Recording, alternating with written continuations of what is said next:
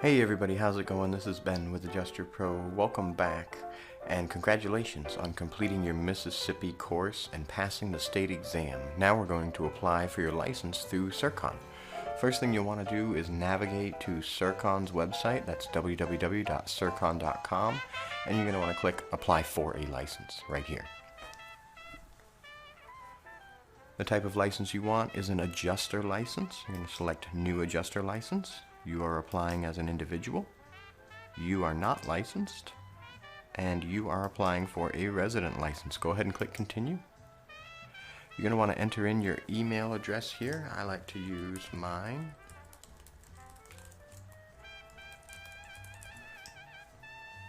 And then click Continue.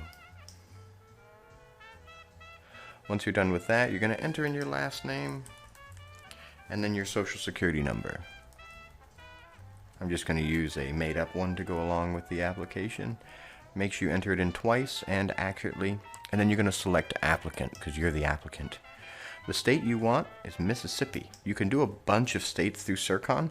This will come in handy when you're doing reciprocal licenses, but for now, since we're just doing the resident license, go ahead and select Mississippi alone. Then you're going to want to scroll down to where it says processing method. Credit card should already be selected, so all you have to do is click Continue. Once that's done, it'll bring you to this license information page. Make sure that you select Independent Adjuster. It's about the 6th one down here. And then when you're done with that, go ahead and click Continue. Here you're going to select one line of authority.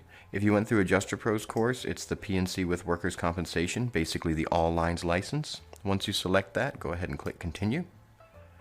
And now you're going to come to your individual information page. A couple of things here. You have a lot of required information, and then you have some information that looks like it's required, but you have to read that the information in some sections is optional. So go ahead and you're going to fill out your first name, your date of birth, your gender, your citizen country code, which is just going to be United States.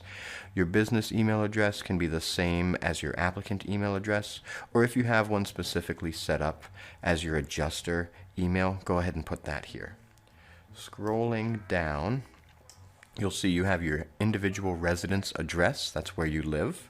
And then you have your individual business address. Don't worry if you don't have a business address yet, you can just use your residence as your business address. Since you're going to be an independent adjuster, essentially you'll work out of the home.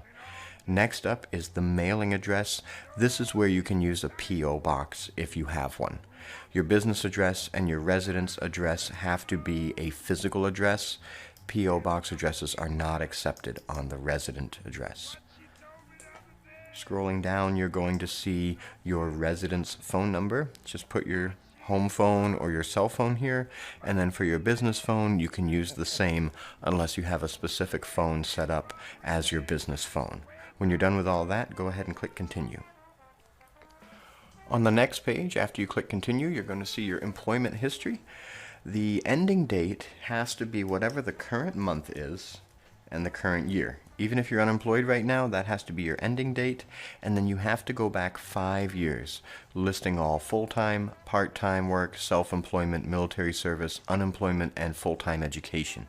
So if you've been in school for the last 5 years, you just go back 5 years, 08-2013, and then your employer name, you can just put the university, what city, state, country they're in the United States. You can just say in Mississippi.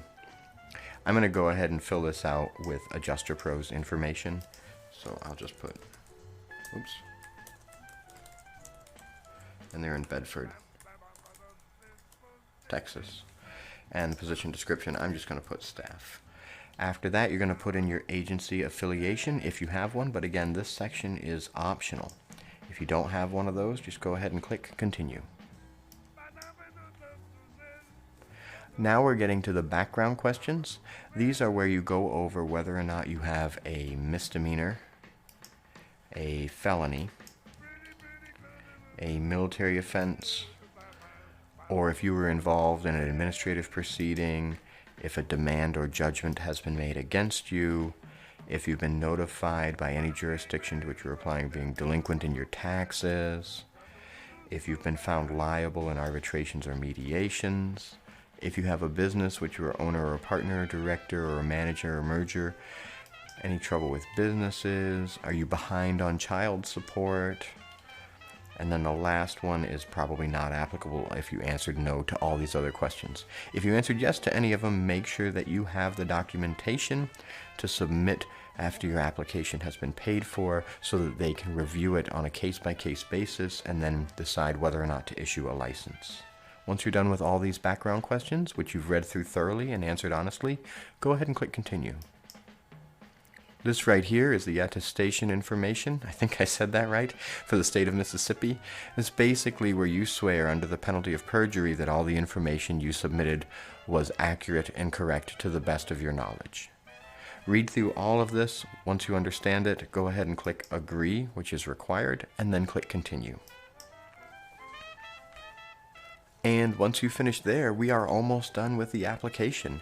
Double check all this information, that you're doing an independent adjuster license for P&C with workers' compensation and that it costs $101. There's a Sercon service fee of $12.50 and a processing fee of $4.75. So you're looking at about $118.25. You'll have your credit card ready. Understand that it is non-refundable, so if you made any mistakes, you cannot get that money back. And then down here, it's asking if you want to receive email notifications concerning the state insurance deadlines, renewal notices, etc., etc. I really recommend signing up for these. I think they're great.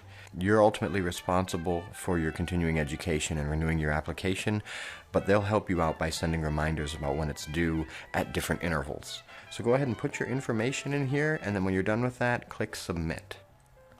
The last thing you're going to need to do is pay for your application. And here, if you're paying with a credit card, this is super easy. You just put in your credit card number, the expiration date. It'll ask you to select the card type, and then you put in your name and your address, city, state, postal code, phone number, email, and click Submit.